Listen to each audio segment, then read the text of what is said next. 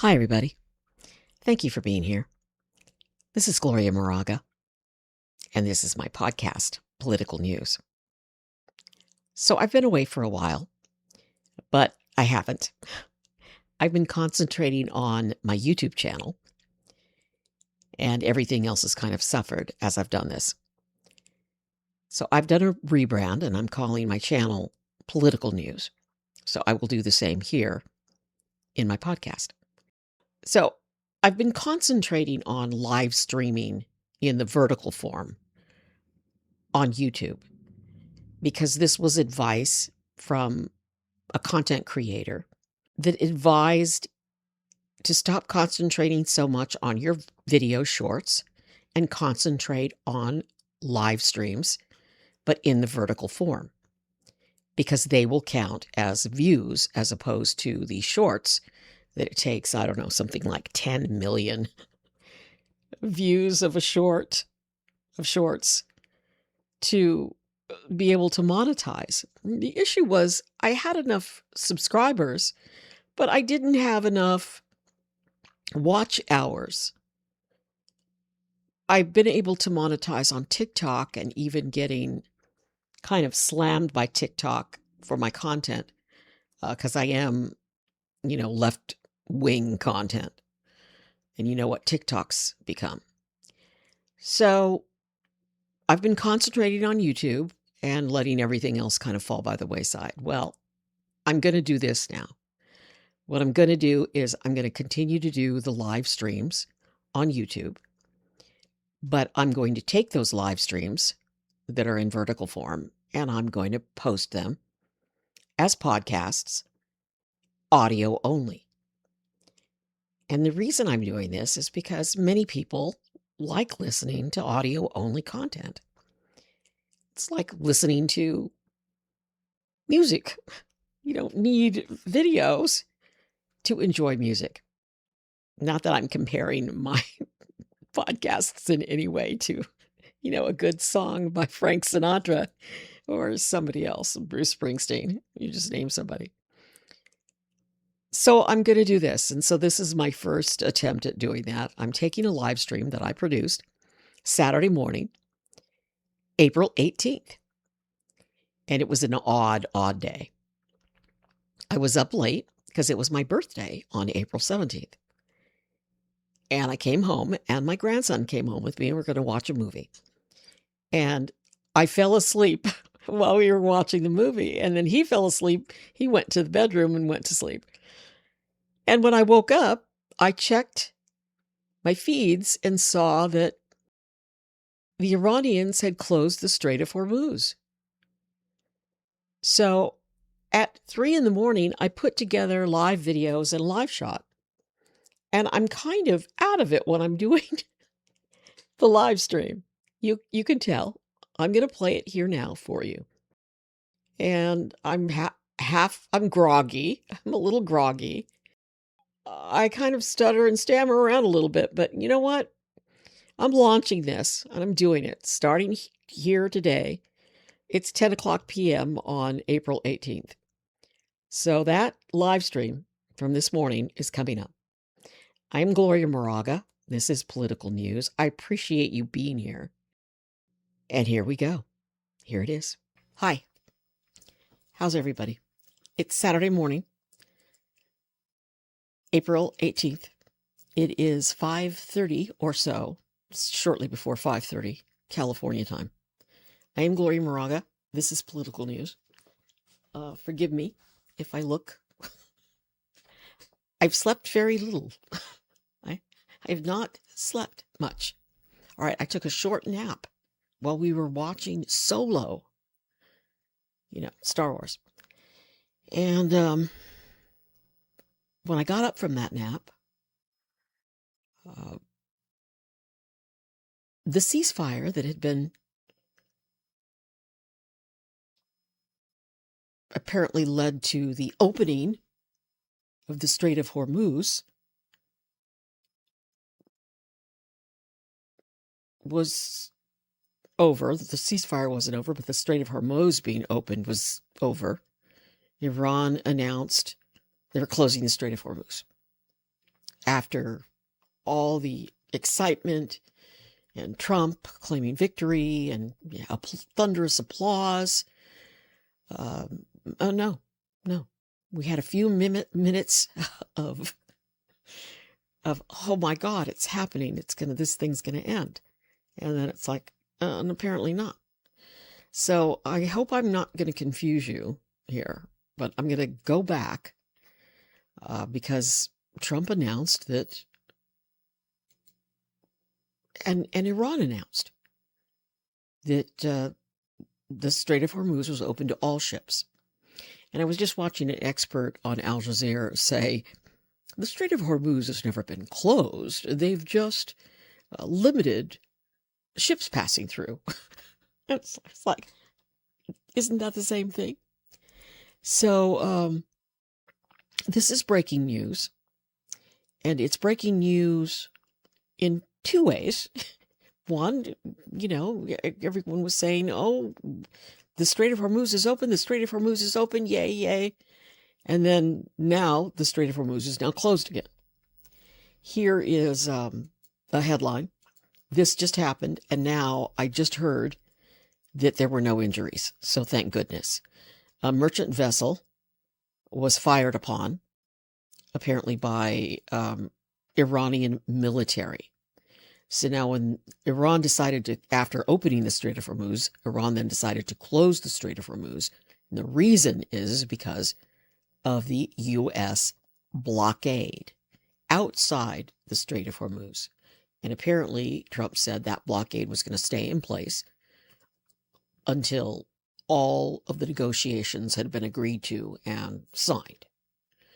And that's what upset Iran, because the U.S. military was only stopping or trying to stop or going to stop Iranian vessels or vessels that were bringing Iranian stuff out. So that's the bone of contention. That's what's causing the problems. So most of you went to bed thinking, oh, wow, this thing's looking good. It's not looking good. Here is this merchant vessel that was fired upon by Iranian military. There were no injuries, but I just heard a report that it was two Indian vessels that were fired upon, but no injuries. I don't know any more than that.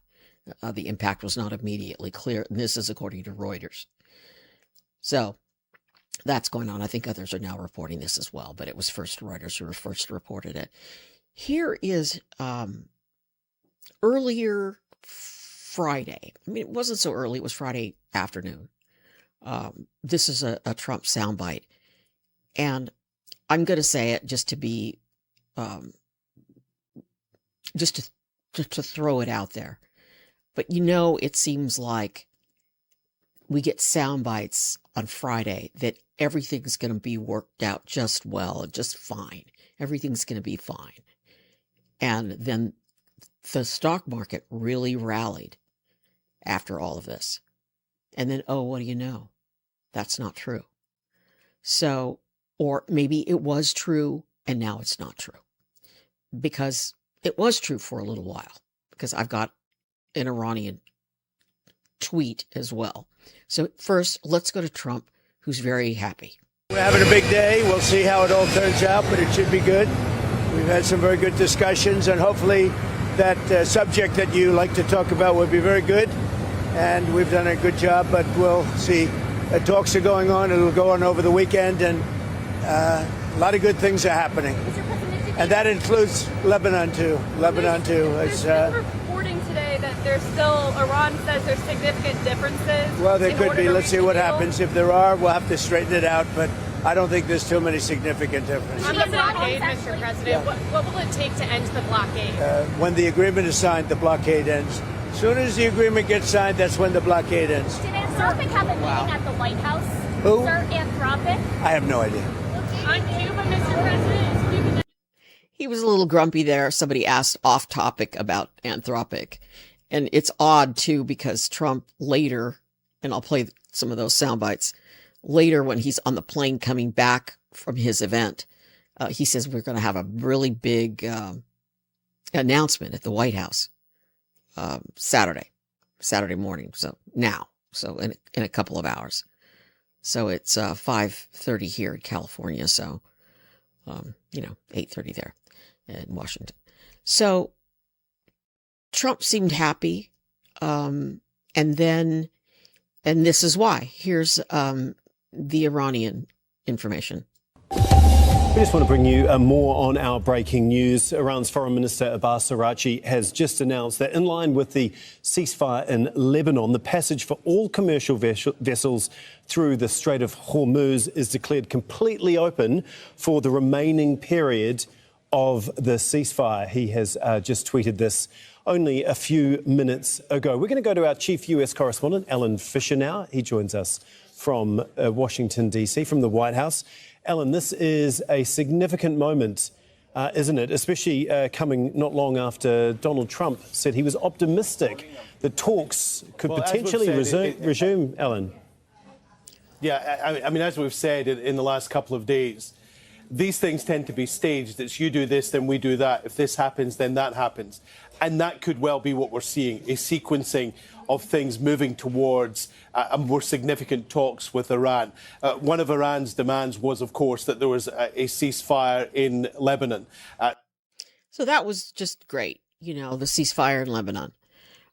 So those were the hopeful soundbite from Trump, and then the hopeful tweet or post from Iran. And, they even did breaking news. This is happening. This is happening. And yeah, the stock market and insider trading, just when I first woke up from my after birthday party nap, I checked my phone and it's like, what? The ceasefire's off. And then, I'm sorry, I keep saying ceasefire. The Strait of Hormuz now is closed now after just, being opened. And my second thought was, it's Friday, stock market. Somebody's making millions of dollars. I mean, they're tracking this, whoever tracks stuff like that. And someone's making a lot of money. But I don't know. Is Iran in on it too? It's just while people's lives are at risk. So, yeah. Here's a quick soundbite, and I'll just warn you guys. There was a translator translating the official from Iran. And this isn't the soundbite yet. This is pure translator. But in another soundbite, they're translating, and then the translator stops, and they go to the Iranian official, who was actually then started speaking English. I guess somebody asked him to please speak English, and then he goes back. So here is why Iran decided to reinstate the blockade. And that's why these two ships were fired upon by Iranian smaller boats. Here's what he says. Here's why it happened. The Americans say whatsoever the place they are trying to go through, I will say that the blockade will never be valid, and let me tell you, there will never be any blockade in the future. No one can dictate their desires on us, the Iranians. This aggression was not legal at all, and the Iranian defense is legal according to the international law. The last question, please. Minister, is there a precise date for the next round of talks with the Americans? Until we agree on the framework. She asked about talks. Are you going to get together to talk this out? And he also, Al Jazeera, some expert explained that Iran is very adamant about blockades because they've had blockades before, and other countries as well, that have really economically crushed the countries. So here he he answers her question about when are we going to go back to the talks. We cannot, set the date. As soon as we agree, there was significant, actually progress made. But then this maximalist approach by the other side, trying to make Iran an exception in international law, prevented us to reach an agreement. I have to be very crystal clear that Iran would not accept to be an exception from the international law. Anything that we are going to be committed, we are going to commit within these international regulations. Thank you. Thank you. I was very clear that whatever we accept will be within the international regulation and international law. No government in Iran can commit the country beyond the international law. I told, and I will repeat it again, Iran would not accept to be an exception from the international law. We are member of Non-Proliferation Treaty. We are member of IAEA, and we are going to commit. We do have responsibilities and we do have rights. Iran is entitled to the rights, and we are not going to abandon our rights. Thank you very much. All right, so I kind of explained the whole international law. I'm going to just check real quick and see if there's any. Iran says here. This is CNN. I'm getting a lot of ads for I don't know whatever that device is. I've always wondered what that device was. No, it's not helping. Here, I'll just make it smaller. Iran says Strait of Hormuz restrictions reimposed due to U.S. breaches of trust. So I guess Iran assumed, I don't know who's talking here. Well, who's negotiating? I mean, Marco Rubio has been in Washington and hasn't really been heavily involved in this. I mean, J.D. Vance was supposed to be put in charge of it. And Trump's called that out a number of times. So, yeah, that's the breaches of trust thing. But I'm not, we're not privy to who's the ambassador or who's in charge. Here's Trump, who was just in his element talking to Turning Point. And these are his people. And he was gloating in his success that's now seemed to dissolve. But here's Trump. This will be a great and brilliant day for the world because Iran has just announced that the Strait of Hormuz is fully open and ready for business and full passage.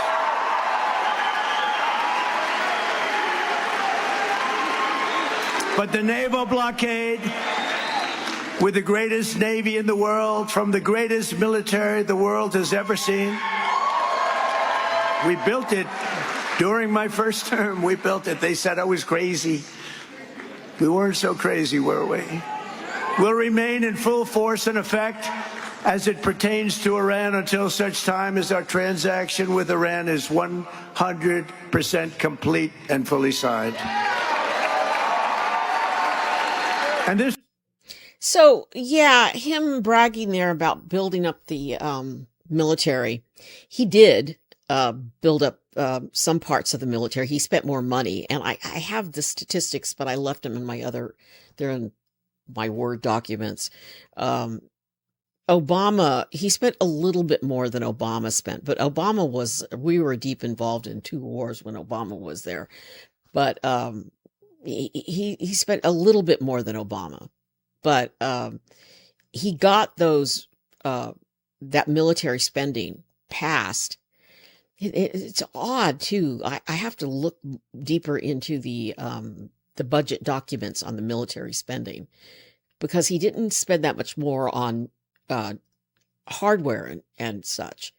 But there was a lot of spending on morale type things. But he also gave troops a raise. So that's good. But the way he did a lot of that stuff is guess who was in charge in the Congress then? Nancy Pelosi was speaker. And it was a bipartisan effort because Democrats helped support all that additional spending. So that's here nor there. So that was Trump at Turning Point. And then he's celebrating there, but now it's all over. And I kind of agree with somebody who posted here. It said, if anyone believes anything Iran says, you might want to actually talk to Iranian people, not listen to the liars. Agreed. I mean, honestly, agree. That goes for both sides. Here is, that was Trump at Turning Point. Here is where Iran and, sorry, I pulled bites from each side. Iran talks a little bit about not being able to trust the United States, which I don't, I'm not speaking for the Iranian regime. They're vicious, and it would be better to get people, sound bites from people talking about this, but who can do that? Because, you can't, because of the way these regimes run the country. You put your life at risk. But anyway, he talks about not being able to trust the United States because we were in negotiations, which we were in January when the bombing started at the end of February. So bombing started by us at the end of February and Israel. So here we have the Iranian foreign minister slamming the United States for not being trustworthy and slamming Israel.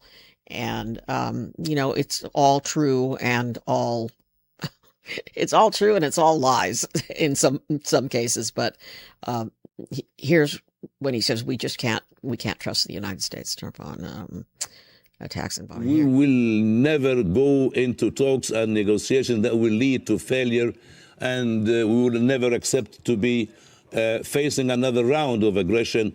We have entered talks and negotiations with all goodwill. In January, we were in the middle of these talks, but they are treacherous and they have violated the rules of diplomacy. We need to be fully aware regarding the goodwill of every party, particularly the Americans, because of their previous aggressions. We reached that point now. This war is a defense from us and aggression from the other side. And we have seen them assassinating Ayatollah al-Khomeini, the leader of Iran, in his office. They have killed other commanders. It's not in the front line. Some of them with their neighbors. So this. All right, I just wanted to note there that was a translator talking, and now they've switched in the middle of the soundbite to the actual foreign minister talking, and this Iranian deputy foreign minister.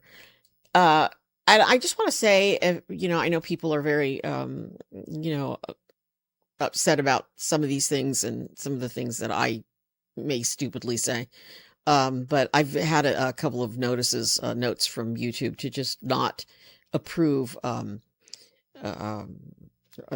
really nasty comments. So I'm just, per YouTube, blocking them. If it was just me, I usually just allow everything to go through.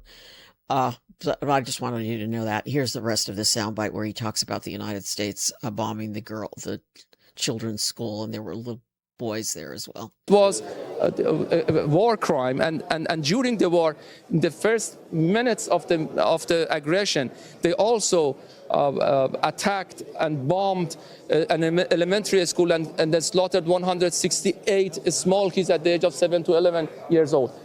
All the media, you have to reflect the ugly picture of this aggression, and you have to be careful not justifying the ill political agenda of those who started this aggression. Israeli regime wanted to have the greater Israel and to change the geopolitics of the region. So this defense that Iran is doing is on behalf of the whole region, is on behalf of all the three countries, and we don't have any option just to win this resistance, which we are very much determined to do that.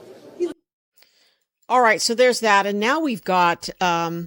So Trump was very happy. He was very happy getting on the plane, and he was very, very happy at Turning Point.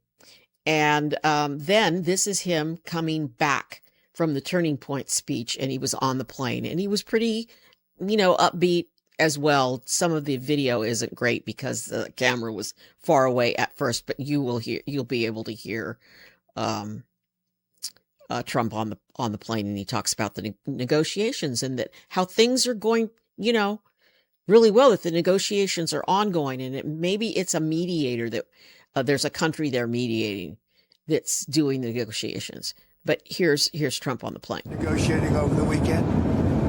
And as you know, we have the blockade. The blockade's been very successful.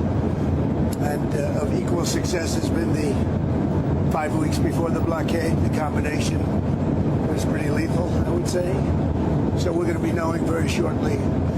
But we're talking over. I expect things to go well. Many of these things have been negotiated and agreed to.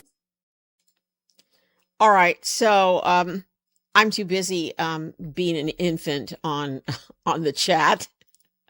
Somebody said I had TDS, and I said, you have TDS. Let's go there, okay? Let's just like go back and forth at each other, because I haven't had any sleep because I've been pulling sound bites. So, yeah. I'm going to Al Jazeera just to see if there's anything updated from them. And it's just around the Strait of Hormuz closed again over U.S. piracy. So I was waiting for somebody else to say it. I didn't want to say it. You know, they're saying that when you block, you know, the port, when they're blocking, it's a form of piracy. So there you go. And Trump, there's more sound bites of Trump on the plane. And all right, I don't know if he's outright lying because he's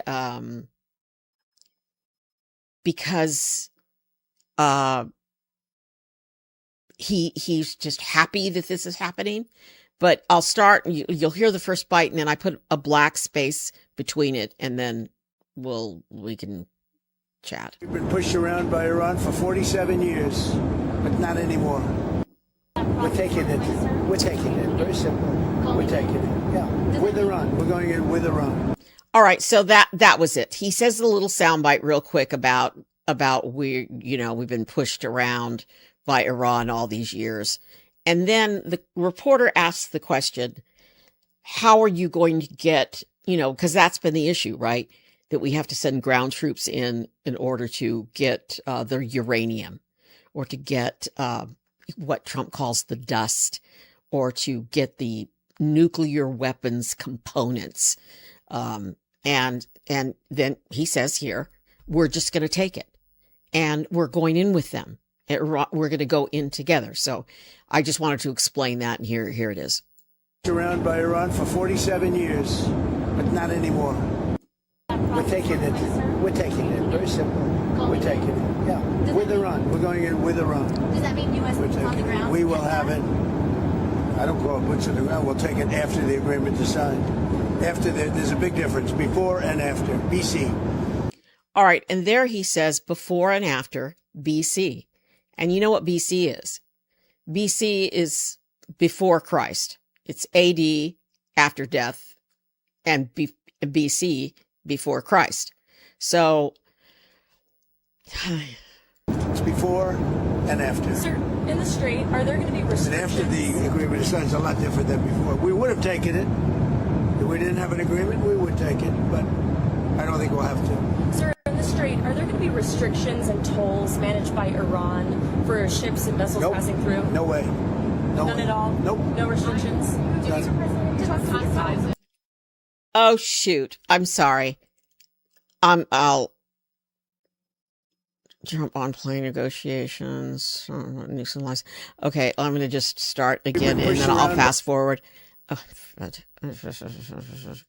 We've been pushed around by Iran for 47 years. Sorry.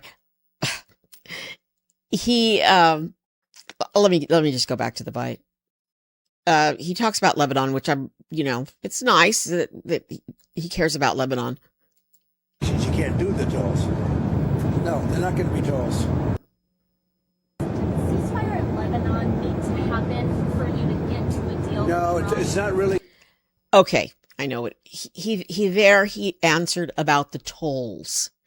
That is Trump going to allow Iran to charge ships to go through? And then remember, Trump said, well, we'll do it too. We'll go in and we'll partner with them, and we'll charge all the ships. And so then there he answered. That was what I wanted to explain when I screwed up and hit the wrong button. Here's him talking about Lebanon. Tied, but you could say maybe psychologically tied, but we're going to help Lebanon become a country again. You know, it's been a long time for them. They've gone through a lot, and we're going to help them be a country again. And you frustrated with Netanyahu while you were negotiating the ceasefire in the last round? Was his action bombing Lebanon? No, look, he's been a very good partner. No, we disagree on some things, but he's been a very good partner. We did a good job. There's probably never been anything like it. He says we were the senior, and we are the senior. We're the senior. We have the greatest military in the world. I built it in the first term. Didn't think I'd be using it this much, but we have the greatest military in the world, greatest equipment, greatest. When you look at it, we had 101 to 111, depending on your definition, because some were two. They came out in twos.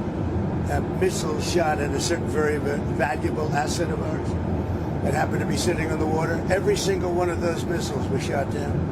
Think of it, 111 missiles.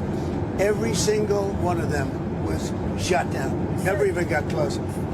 Nobody has a military like this. Nobody has equipment like this. Nobody has the power that we have. So you said that the U.S. was going to take the nuclear dust from Iran. Yeah, if we didn't make a deal. What's the timeline on Well, that? I'm not going to give you that. You want me to give you the time and date and everything else? Is it like you've been negotiating? If we obviously, I'm not going to give you the time other than if we sign the agreement, then I can give you time somewhere after the signing of the agreement. And we'll will go it in involve with US Iran. military? We'll go in with Iran and we will take it together and we will bring it back, 100% of it, back to the United States. If we don't. Now he's saying there he's going in with Iran, which Iran doesn't know anything about this. And we're going to bring the uranium or whatever back to the United States. Do that, we will get it in a different form, in a much more unfriendly form. And if that does not, but in any event, now he's threatening to bomb. But in any event, excuse me, but in any event, we'll get it. Go ahead. If you don't have a deal by Wednesday when the ceasefire ends, will you extend the ceasefire or will I you don't know. start Maybe not. Maybe I won't extend it. Okay. But the blockade is going to remain. But maybe I won't extend it. So you have a blockade, and unfortunately, we'll have to start dropping bombs again. He's going to start dropping bombs again. So the ceasefire deadline is Wednesday. And he said that if they don't have a deal, and he says they're going to be negotiating all weekend.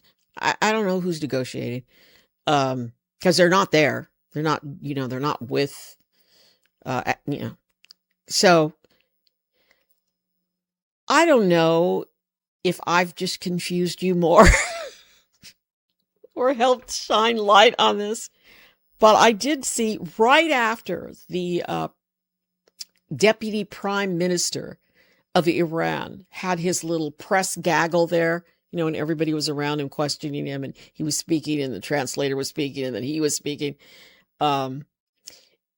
There was a report on Al Jazeera which kind of explains it, and the reporter kind of explains sort of the Trump lies, but also the lies from Iran.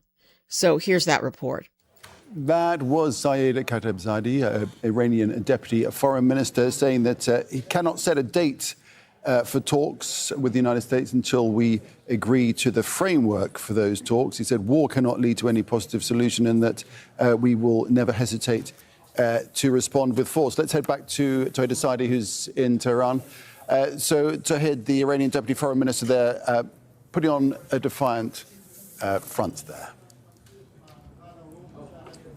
Yes, indeed. The Iranian Deputy Foreign Minister Saeed Khatibzadeh started with a criticism over the contradictory statements that are coming from the Americans and in particular from the U.S. President Donald Trump. Very much similar to the statement that we heard from Mohammad Bagher Ghalibaf, the Speaker of the Parliament and the head of Iranian negotiating delegation, saying that Trump's statements are based on false allegations, quote-unquote lies, according to the Mohammad Bagher Ghalibaf, the Speaker of the Parliament. government. Also, in the recent speech by Deputy Foreign Minister Khatibzadeh, we hear the sort of two-sided, twofold statement from the Iranian side, readiness for another round of confrontation while readiness for diplomatic engagement. And he also tried to depict a picture of the obstacles in that regard. Also, he said that negotiations under dictation is not possible. He talked about another key issue, the Strait of Hormuz, the situation there, and the impact of the American blockade over the closure of the Strait of Hormuz. He says that the Strait of Hormuz, from the Iranian perspective, is intended to remain open, but quote unquote, he said, we announced the facilitation of navigation through Hormuz, but the American side is trying to undermine the diplomatic process. And it goes without saying in that regard that Strait of Hormuz remains as one of the key issues when it comes to the sticking points regarding the trajectory of diplomatic engagement. Also, we heard from the Deputy Foreign Minister a sense of appreciation to the neighboring country, and he said that the war that we experienced was an act of defense for us and an act of aggression for the other side. And at the end of the day, as you mentioned, no agreement on the final date of a next expected potential negotiation down the road between Tehran and Washington. Yeah, so everything's confusing all around. You guys, you know there's a lot of stuff going on on Capitol Hill besides the war. There's this new report about our FBI director. But also, I had sound bites, and I was going to run them here, but then I thought, well, I'll just do a short and sweet thing, just update you on the war, from Robert Kennedy Jr., who was on Capitol Hill for like 2 days, testifying about health in America. And he was basically reamed every day, even by some Republicans. There's also a report, and I'm looking for it right now, and I can't find it. But I can talk about it later, about Republicans and the economy. And Al Jazeera's been doing great reporting on how what is going on in the Strait of Hormuz and the ships being blocked is affecting economies around the world, and how people are suffering, and it's going to get bad. So it's bad for us with gas prices, but also diesel fuel and other goods that farmers need to grow food. So I have all that, the Kennedy sound bites. I have some Republicans, and yes, someone said earlier on the feed that some Democrats want to impeach Trump. Others want to have him take a cognitive test. So there's all that going on. Yeah, it's just really crazy how much is going on. Look how beautiful it is there. It's just horrible. And here's they have Al Jazeera does this ships coming through in real time, and according to one of the experts, oh yeah, ships are coming, moving around there, but they're not going anywhere. So that's what's going on. I'm Gloria Moraga. This is Political News. And, oil prices, it's right here. Oil prices plunged. They were above $100. I mean, way above, 105, 110. But they plunged down after the whole, everything's working out. Ships are going through. Then they plunged below $91. And now, who knows? Also, another story that I was going to do was this whole story and on how bad things are getting for Starmer, the Prime Minister of Great Britain, because of the Epstein scandal and Mendelsohn. And, because other countries, when there's an Epstein scandal, the king's brother got kicked out of his palace. So Yeah, there's a lot going on. And I will be back later today after I'm actually going to go to sleep. This is Political News. I'm Gloria Moraga. I wanted to give you an update. And here it is. Iran says Strait of Hormuz closed again over U.S. piracy because they opened the Strait of Hormuz and they thought in good faith the United States would at least pull back our blockade and let Iranian ships through, and they're not. And Trump said that's not going to happen until after we sign the negotiations. But we're not near signing any. There's nothing near ready to sign. And then Trump said he's going to have an announcement later today at the White House that we're having a special visitor at the White House. But then a reporter asked, is it somebody related to Iran? And he said, well, no. But then he said, well, yeah, everything's related to Iran, right? So who knows? So we can expect that to come in a little while. So why are we spewing out? Anyway, thanks. I can't read all the slings and arrows. I will be back. I'm Gloria Moraga. This is Political News. It's my YouTube channel. I'm just mocking Ben Marcellus every day and saying, please subscribe, because we're just barreling through to 9 million subscribers. I have a very little channel, but I would like to get, more subscribers. So I'm looking at more like I'm barreling through to 5,000. So help me get that. But Ben says, please subscribe, because we're all really close to almost getting, 9 million subscribers. Anyway, thanks everybody. And thanks for being here. And I am going to go to sleep for a little while and be back and hope that everything's still here. All right. So that was my live stream from early this morning, April 18th. I appreciate you. I appreciate you listening to my podcasts. I will continue to do this. I will try to post every day and repurpose my live content and my other content into audio-only podcasts, because I love audio only. Yep, I love the days when I could listen to plays on the radio. I miss those days. But we've got tons of great podcast content, audio only. I'm an avid fan of Keith Overman and love listening to him read Thurber stories and talk about baseball, which is a great love of mine. And so I'm going to try it. I hope you subscribe and I hope you follow me.